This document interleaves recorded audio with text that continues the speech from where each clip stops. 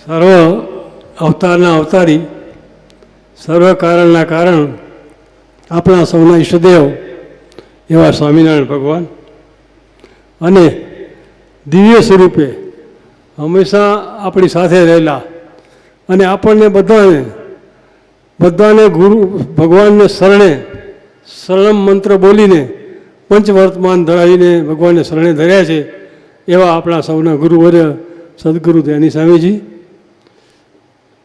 આ મંડળના મુખ્ય સંત પરમ પૂજ્ય ન્યાયકંદ સ્વામીજી, વડીલ સંત ભક્તો સ્વામીજી, મુખ્ય સંત ન્યાયકંદ સ્વામીજી,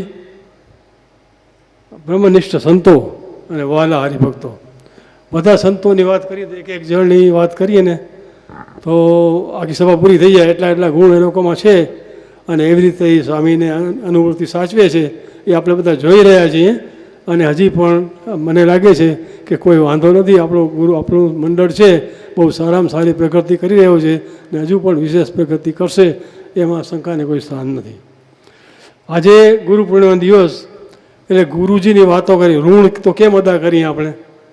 ઋણ તો અદા થઈ શકે એમ છે જ નહીં, સિવાય કે એટલું થઈ શકે કે આપણા ઉપર જે એમણે કૃપા કરી છે, આપણા ઉપર જે દયા કરી છે એને યાદ કરીએ તોય આપણે થોડું ઘણું ઋણ અદા કર્યું કહેવાય. થાય નહીં, પરંતુ સાચા હૃદયથી યાદ કરીએ તો એ ગુરુજી આપણે સ્વીકારશે એવી મને આશા છે.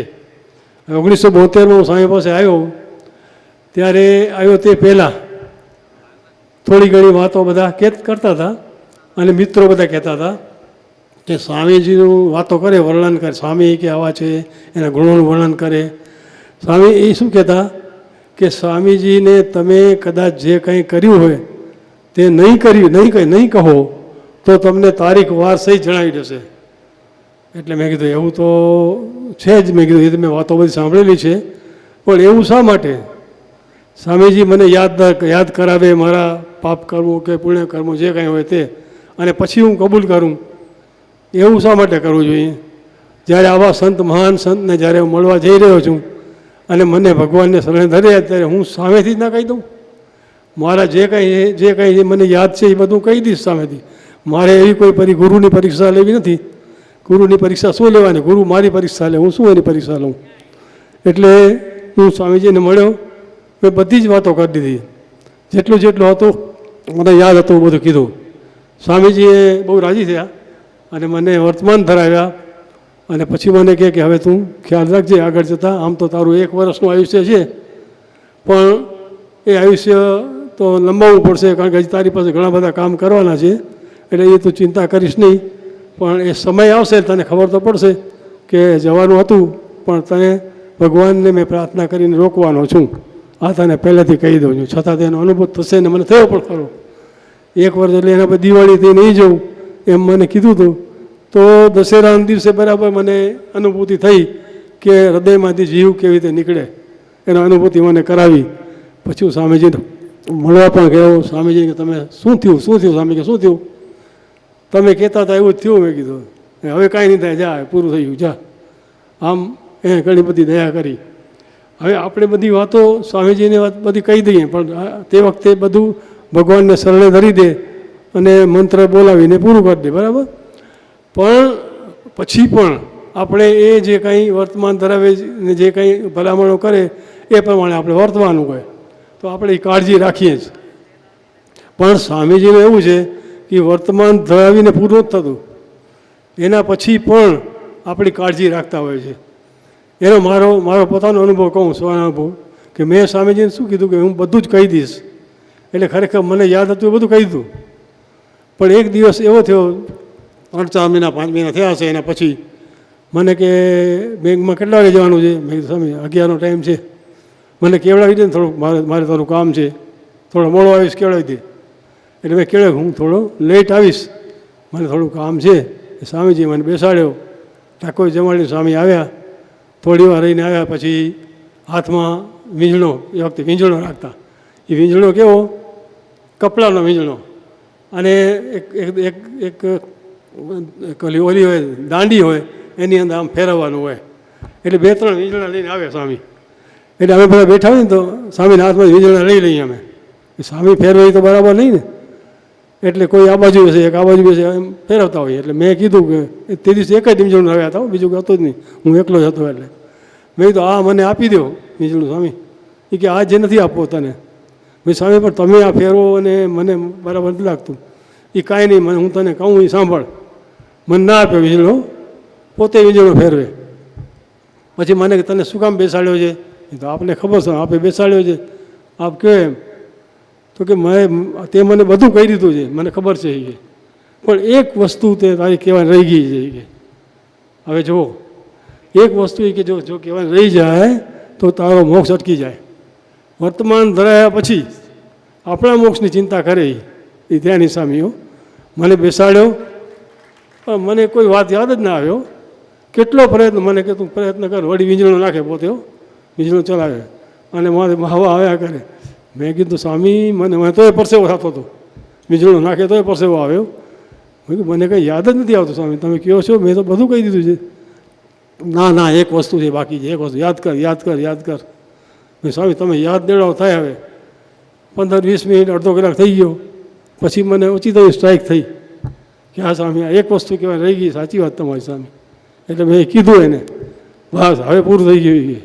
જો આ રહી જાય ને તારો મોક્ષ ન થાય કે બોલો, મોક્ષ આપણા મોક્ષની વર્તમાન ધરાયા પછી આટલી ચિંતા એ ધ્યાની સ્વામી કરી શક્યો. એ ધ્યાની સ્વામીની વાત છે ભાઈ. અને એના પછી શું થયું કે સ્વામીના 1-2 પ્રસંગ હું આપને કહું કે આ સ્વામી જે આપણે કહીએ ને ભગવાન સાથે વાતો કરે છે, આ એને આત્મા પરમાત્માનું જ્ઞાન દૃઢ કરી લીધું, બધી વાત. પણ જે એવા જે સંતો હોય ને એની વાત પહેલાં જે દેવો હોય ને દેવો એ પણ માને. એવા 1-2 પ્રસંગ બન્યા છે એ આપને કહું. હું છું એક્ઝાગરેશન નથી, મારા અનુભવની વાત છે એ જ કહું છું. એટલે એક વખત હનુમાનજીની આરતી કરતા હતા ભગવાનજી. ક્યાં? ગુરુકુળને પહેલાં ગાંધીનગર. અને ગાંધીનગર મંદિર છે ને આખું ખુલ્લું છે, એટલે બધી બાજુ હવા આવે, ફૂલ પવન આવે. એટલે એક દેરી હનુમાનજીની આ બાજુ ગણપતિની, એટલે તે કાળી ચૌદશ હતી તેની સ્વામી આરતી કર્યો. એટલે એ વખતે શું થાય કે બહુ જ પવન લાગતો હતો. એટલે હરિભક્તો બધા ભેગા થઈ અને મોદ પકડીને ઊભા રહી જાય ચારે બાજુ, એટલે અંદર પવન ના આવે અને આરતી થઈ શકે શાંતિથી. પણ તે દિવસે એટલો પવન હતો કે મોદ પડી જતી હતી. એટલે મારાથી સ્વામીને કહેવાય ગયું સ્વામી આજે નહીં થાય આરતી, આજે આ મને લાગે છે કે આ સખત પવન છે અને નહીં થઈ શકે આરતી. સ્વામી શું કીધું બોલે ખબર છે? એને ખબર નથી કે એના પિતા એના દીકરાની આરતી કરીએ છીએ. હવે હનુમાનજી એટલે પવન પુત્ર, એટલે પવન લાગતો હતો કે એના દીકરાની આરતી કરી એને ખબર નથી પડતી. આટલું બોલ્યા સ્વામી, આટલું બોલ્યા, પવન ઠપ, બિલકુલ પવન ઠપ થઈ ગયો. અને મોત અમે હટાવી દીધી બધી. સ્વામી કહેવાય પછી સ્વામી શાંતિથી આરતી કરી અને પછી સ્વામી ગયા. એવા પ્રસંગો. બીજો એક પ્રસંગ બન્યો છે કે ભુજની અંદર આપણે હંગામી નિવાસસ્થાનો બનાવ્યા હતા. હંગામી નિવાસસ્થાનો બનાવ્યા પછી 8મી મે 2001ના દિવસે અર્પણ વિધિ હતી. એ દિવસે બધા હરિભક્તો આવ્યા હતા અને અમદાવાદના આચાર્ય મહારાજ આવ્યા હતા. એમના હાથે એ આપવાની હતી, ચાવી આપવાની હતી. એટલે એવો મોટો પ્રસંગ. અને લગભગ 3-4 તારીખે વાવાઝોડું શરૂ થયું કચ્છના અખાતમાં. અને એ વાવાઝોડામાં આવ્યા કરે, એના પહેલાં ફોટા પણ આવ્યા કરે કચ્છ મિત્રની અંદર. અને ખૂબ 250-300 કિલોમીટરની ઝડપે આવતું હતું. મેં સ્વામી વાત કરી, સ્વામી આ વાવાઝોડું આવે છે અને જો વાવાઝોડું આવશે તો આપણા છાપરા વાપરા બધા ઉડી જશે. આ તો હંગામી નિવાસ સ્થાન છે, આખું કાર્યક્રમ ઠપ થઈ જશે અને આપણે શું કરશું, શું ચાવી કોને આપવાની, અને આ બધું પ્રસંગ આખું જોડાઈ જશે. સ્વામી કે એમ છે. તે વખતે કાંઈ બોલ્યા નહીં. પછી જે મેં વાત કરી 3-4 તારીખે લગભગ 5મી તારીખે કચ્છ મિત્રની અંદર પેલું આવ્યું, ફોટો આવ્યો કે વાવાઝોડું સ્થિર થઈ ગયું છે. વાવાઝોડું સ્થિર, હવે આગળ વધતું નથી, સ્થિર થઈ ગયું છે. 250-300 કિલોમીટરની ઝડપે આવતું વાવાઝોડું ત્યાં સ્થિર થઈ ગયું. એના ફોટા આવતા હતા નેટ ઉપરના, એ બધા કચ્છ મિત્રોમાં છપાયેલા છે. પછી એને અહેવાલ પણ આપે. પણ ધીરે તો બધું બંધ થઈ ગયું. વાવાઝોડું આવતું ત્યાં બંધ થયું. અને 8મી તારીખે બરાબર સભા હતી, એમાં સ્વામીજી આચાર્યમાં હાજર હતા, સંતો હાજર હતા, હરિભક્તો હાજર હતા. ત્યારે સ્વામીએ કીધું કે મને હરિભક્તોએ કીધું, નામ નહોતું લીધું મારું, મને હરિભક્તોએ કીધું કે આ વાવાઝોડું આવે છે એ વાવાઝોડું બહુ જ ખતરનાક છે, અગાઉ કંડલામાં આપણે જોયેલું છે, અને આ આવશે તો આપણો કાર્યક્રમ બગડી જશે અને આ છાપરા બધા ઉડી જશે તો આપણે નિવાસસ્થાનો કેવી રીતે આપશું. એટલે મેં વરુણદેવ અને પવનદેવને પ્રાર્થના કરી હતી કે હમણાં ન આવજો. મેં એને એમ પોતે બોલ્યા છો જાહેર સભામાં, ક્યાંક સચવાયેલું હોય તો ખબર નથી મને, કે મેં એમને પ્રાર્થના કરી કે તમે હમણાં નહીં આવતા, શાંતિ રાખજો. અને બરાબર 5મી તારીખે વાવાઝોડું સ્થિર થઈ ગયું ત્યાં ત્યાં. પછી 8મી તારીખે પાછા પ્રવચનમાં પાછું કીધું કે હવે આજે કહું છું કે આવજો પણ ધીરે ધીરે આવજો. અને પછી થયું એવું કે વાવાઝોડાનું બદલી ગયું, એનો ગતિ બદલી, ઓછી થઈ ગઈ અને ટકરાય તો ખરું, કારણ કે કુદરતનો નિયમ છે એને અટકાવાય નહીં, પણ સ્વામીજીએ ધીમું કરી દીધું અને 15-20 કિલોમીટરની ઝડપે આવ્યું અને કોઈ પણ નુકસાન ન થયું. એટલે આપણે વાંચીએ છીએ ને ભુજના સંતો કે સૂર્યની ગતિને અટકાવી દીધી હતી, તો આ છે ને આ જુઓ વાવાઝોડાની ગતિ અટકાવી દીધી. આવા સંત આપણે મળ્યા, આવા ગુરુ મળ્યા, આનાથી ઉપર બીજું શું જોઈએ. એટલે એવા ગુરુને પામીને હવે આપણે આગળ વધીએ અને જે કંઈ આપણે નિયમો ધર્મ આપ્યા એ પ્રમાણે આગળ જઈએ. અને મેં કહ્યું તેમ આ વચન સિદ્ધિ છે અને દેવોને પણ એની વાત માનવી પડે એ વાત મેં કરી. હવે સભાના અંતમાં ભગવાનને, પૂજ્ય સ્વામીજીને, પૂજ્ય સંતોને પ્રાર્થના કરીએ કે અમારી નિષ્ઠા છે અગાઉ હતી એવી નિષ્ઠા હંમેશા માટે રહે અને આ ગુરુ પૂર્ણિમાના આજે ઉત્સવને અમે સાર્થક કરીએ એવી વિનંતી સાથે મારી વાણીને વિરામ. જય સ્વામી.